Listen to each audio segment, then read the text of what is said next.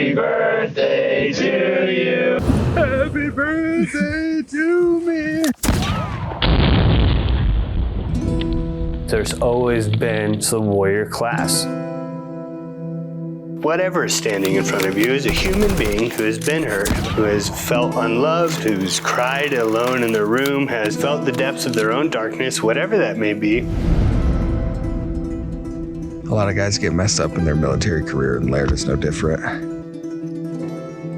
I was getting ready to pull the trigger on my Glock. The whole point is to push people to their limits. This isn't a joke. There's nobody that's going to come out there and get us unless we hit an SOS. Move through the mountains with a rifle, with a sustaining load, engaging targets, and doing everything needed to be self-sufficient in the mountains. Just kept getting worse and worse and worse. I don't know if daunting is the right word. Like my mind was my enemy.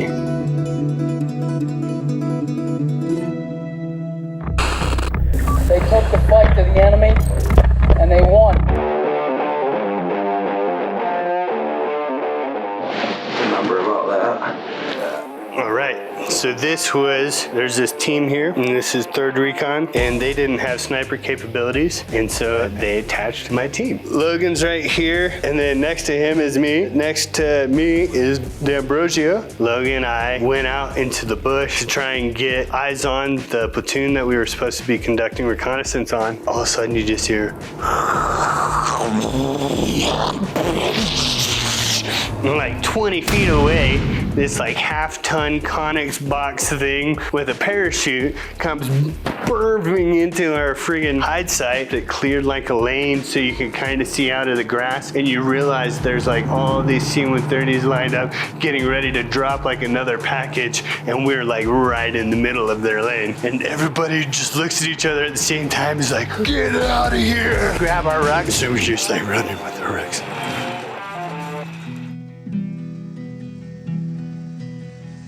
So Mark asked me to come out and do the International Mountain Survival School, and he was like, hey, I got a surprise for you. Okay, I don't know what that means. I'm putting Logan through a pretty intense 10-day package, and I thought, wouldn't it be cool to invite his sniper team leader out to this? Tell me about life for Jordan Laird since For the 25. So For the 25, this is like 2013 or something around there. Yeah. So I was doing private contracting. I started having like a cognitive decline. Couldn't do basic math. Started having a stutter.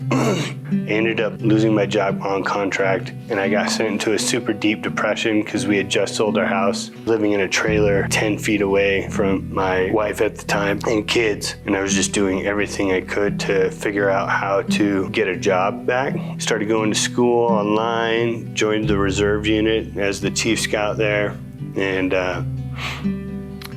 I eventually, by 2015, I tried to kill myself twice, and both times were thwarted supernaturally.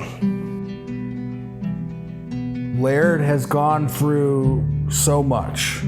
I'm just so fucking proud of that kid. Since Afghanistan, like, he's had so many shitty things happen. I think part of his quad is just completely detached, and he never had a chance to get it fixed, and he has no ligaments left in his knees. After coming back from Afghanistan, that we both acknowledged that like something wasn't quite right within ourselves, and we connected when we went to go do the interview for the 25. But I think it was then that we knew that the interaction and being in each other's presence was something that we were going to kind of need.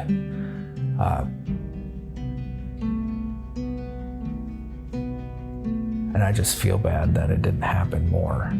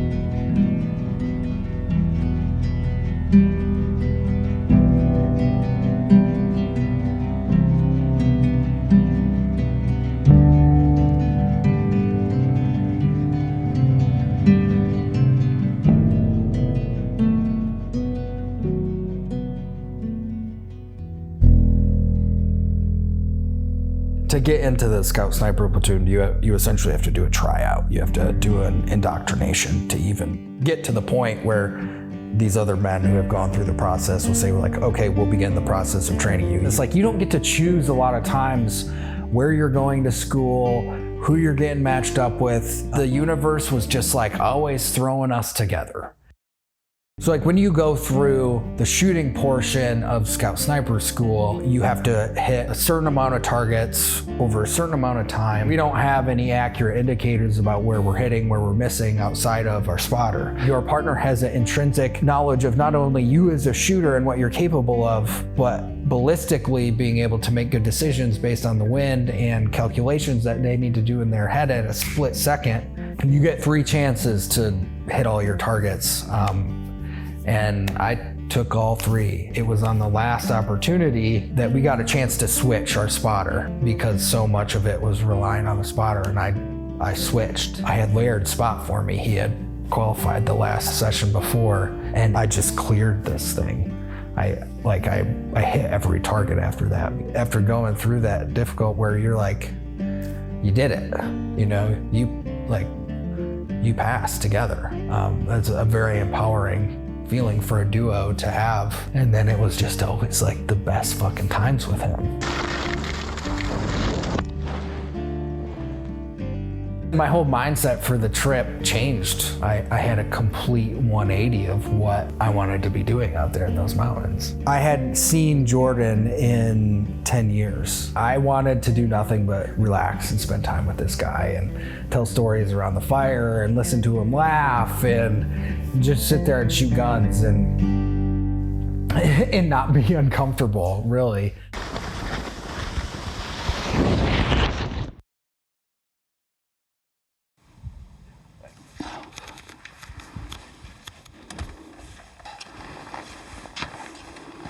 We'll be going up before them. What you should notice is Logan's going to be pissed, and so is Jordan. They're both going to be pretty irritated that we left them.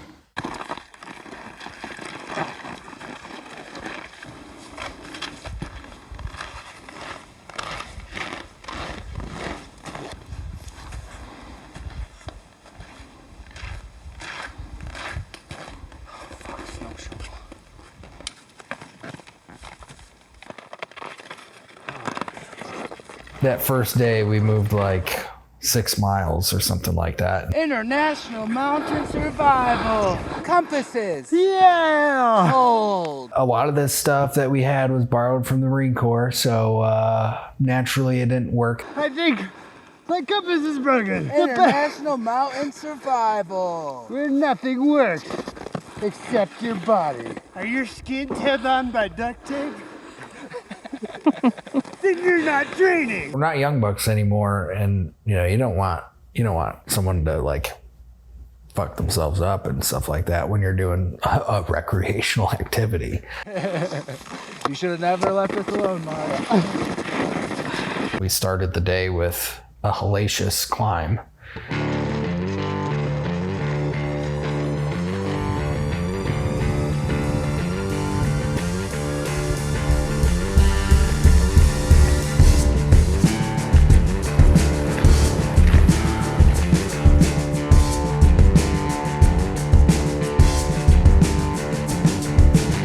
Not a bad view of the Sierra Nevadas we're looking at. We're probably a couple miles in at this point. We're at 8,800 elevation.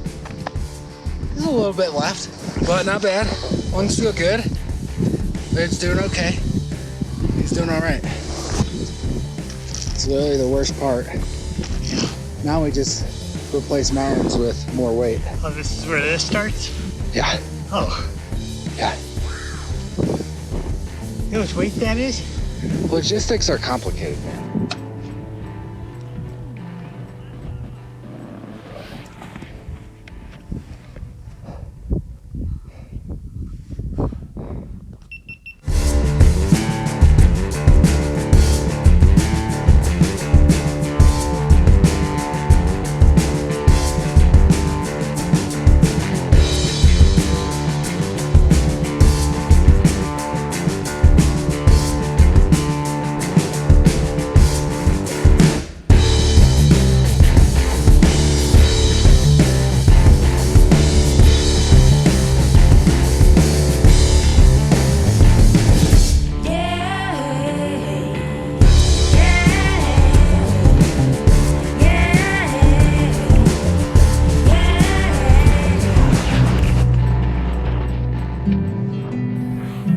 I tried to kill myself twice, and both times were thwarted supernaturally.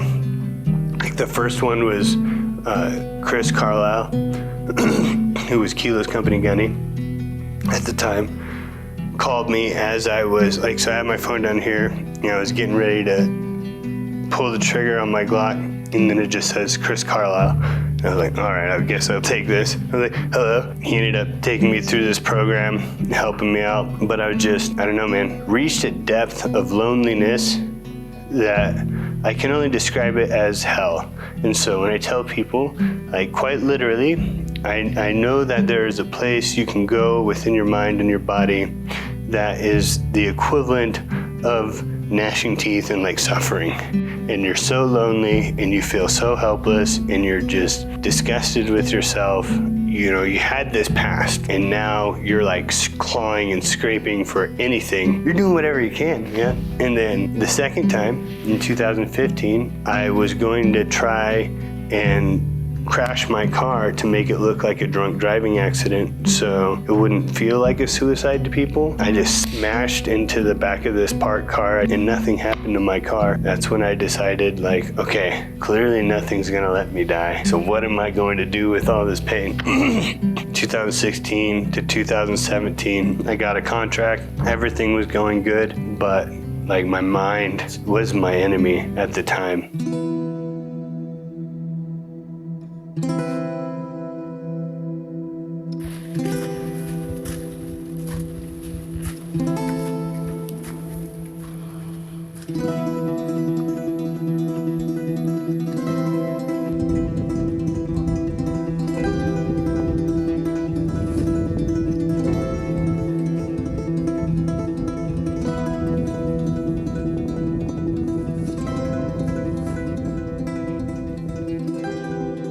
.2 left, 9.2 on your dope. Sure is up. Let's go. Low. Whoa, low. Hold 10. Center. I thought I knew where the round landed better than where Laird told me to aim. It was left. Anything? No impact, no idea. But I was wrong, and I was like, okay, I'll do what he said now.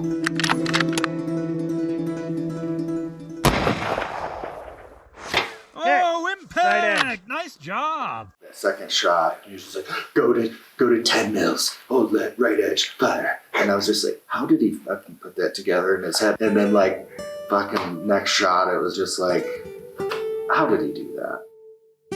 Is that holding 10 high? Yep, that was 10. Yeah, good call, Jordy. I'm a very visual person, so like when I was instructing at one of these courses, like I realized anywhere the bullet lands, I can visually see inches and feet. He told me that 9.2 was his dope for that. Like you could tell like another so many mils is gonna bring it up like that 2 feet or that 3 feet. You're making a very efficient visual estimation to get a second round impact. Ironically, that is how we finished the UKD in school. Like it was all holds. I thought that was a funny, like, oh, this seems very familiar.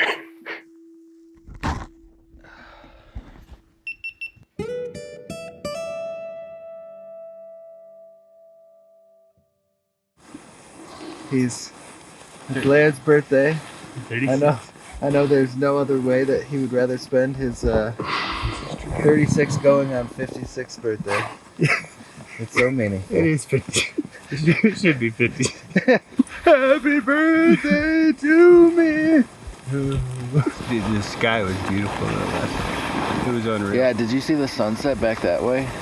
Day one was a kick in the ass. The whole point is to push people to their limits, mentally and physically. And right now, we're definitely accomplishing that. Jesus fuck. Happy birthday to me.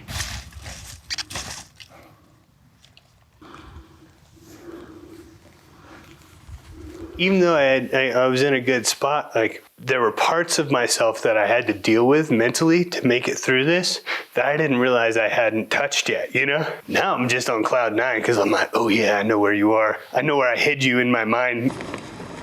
say it again. I'm gonna be slow today, and I apologize. Just keep going, I'll be there.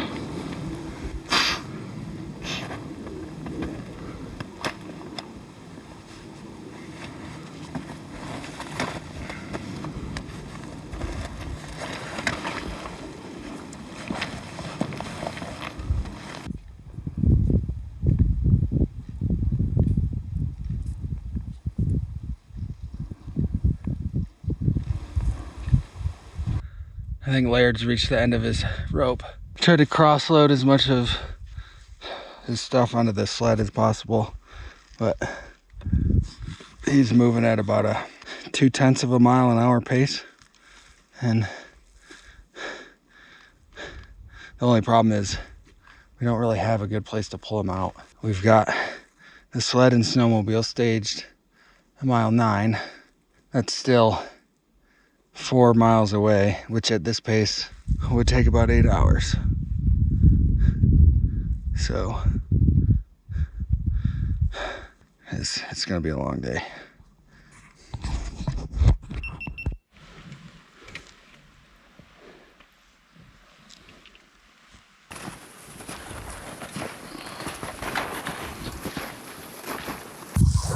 We have surpassed the point where we're having fun anymore. Yeah. He was the same way in sniper school. He's got a gear that most people don't even know exists. And when he is about to hit the floor and you're like, he's going to give up any, like he's barely moved. Like he will find something inside of him and outperform you for the next the next part of the journey where you're like, I thought you were done, dude. But that's Jordan. All of a sudden, like he would get these weird heroic bouts of energy where he would be unstoppable.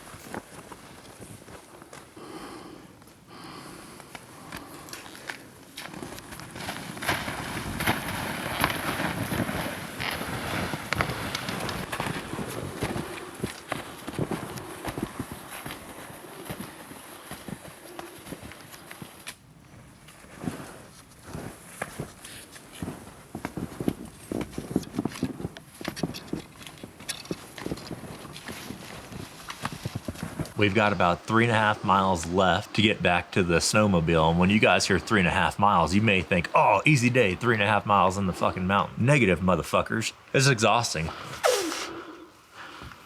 It's wet.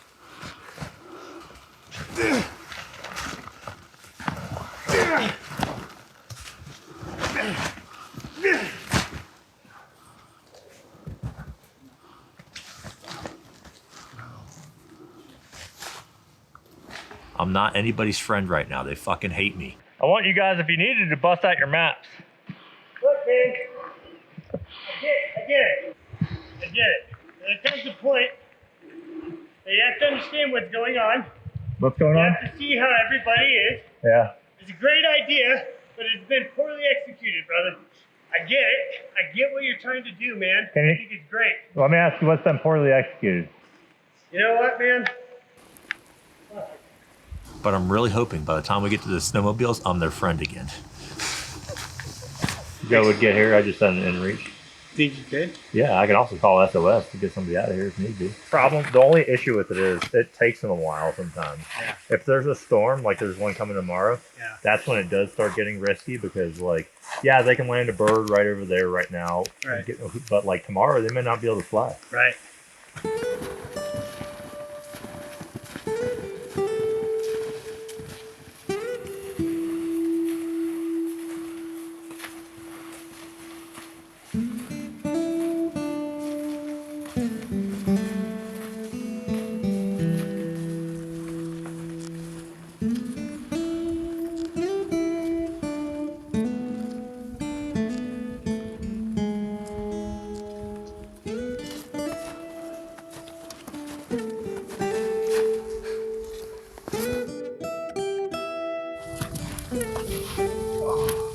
I think this whole thing is just turning into hiking boot appreciation. Snowshoe and snow ski and pull a fucking sled.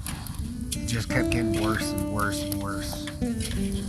We moved like 3 miles today. All day. 8 hours of moving. We moved like 3 miles.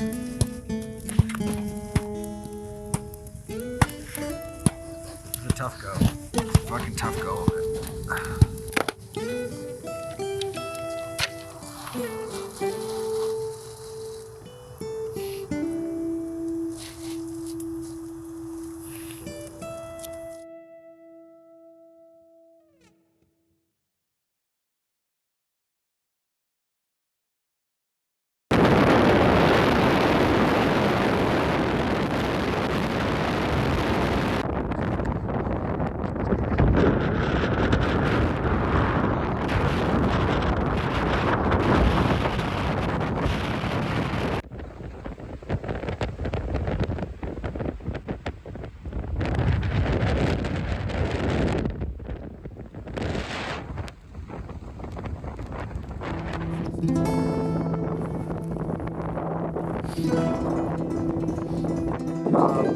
The clips broke on the other side.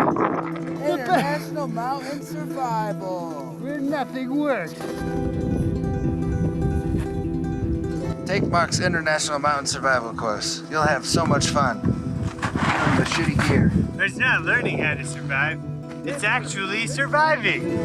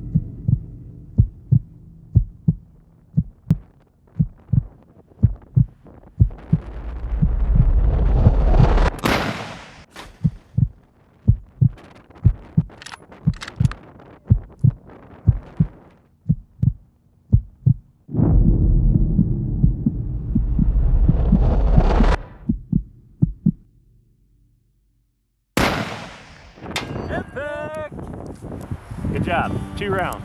That's what I like to see. Just because you've experienced it once and you haven't practiced it since, like, sure, you can get by. You have to practice this stuff. Just like you have to put in the work to maintain a relationship with these guys, you have to put in the work to maintain your capabilities as a human and suffer because you're gonna get better. You gotta feed that Marine Corps beast that's inside of you. You look at your past and you start to intrinsically look at the pieces that built you throughout your whole entire life. You have to find an equilibrium between those things because those things that help build you still need to be fed. You know, for me, that's the Marine Corps, that's being a student, that's Black Rifle Coffee. I have to pay the piper on that shit. And if I don't, it doesn't feel like I'm living good enough, and then I'll beat myself up, and like you can feel these downward spirals. You see that with Jordan, you're like, oh fuck, man, it's like that could happen to anybody. Everything happened in 2017. I literally lost everything, like home, kids, financial, whatever. Where I thought that would be something that was like super negative, it is actually super peaceful. There's something about hitting rock bottom that is super enlightening. Like 90% of people have gone through some crappy experience, but for some reason there's a stigma. People have more in common with each other than they get told, you know, whites, blacks, or Jews, whatever, and this and that and the other thing. Whatever is standing in front of you is a human being who has been hurt, who has felt unloved, who's cried alone in their room, has felt the depths of their own darkness, whatever that may be. You gain a level of empathy from being at that rock bottom. People get into this mentality, and I bought into it for a minute. It was like, I'm a piece of crap, like what's wrong with me, my body, no. And then there was a point where it clicked. It was like, that's all an ego trip, man. And it wasn't me falling apart. It was me not like understanding the repercussions of the lifestyle I was living. A lot of people give up too soon because like, this isn't working, but that's not how it works. It literally works through repetition. You are not broken. People aren't broken. You are gonna be what you tell yourself.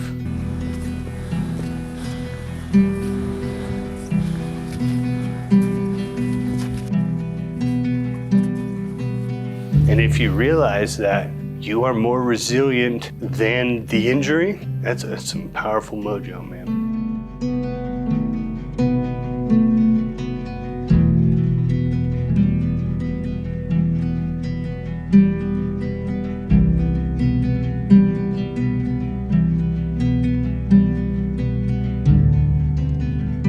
Do you have anything else you want to say? Nope, I love you. Thank you. Thank you, man. It's good. America. America.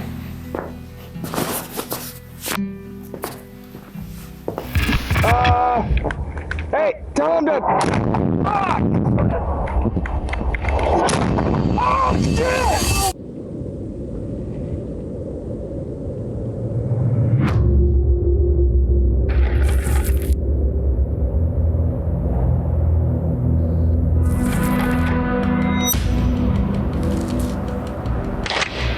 Just take your fucking breath. Scope, target, fire. We need to do what scout snipers always do.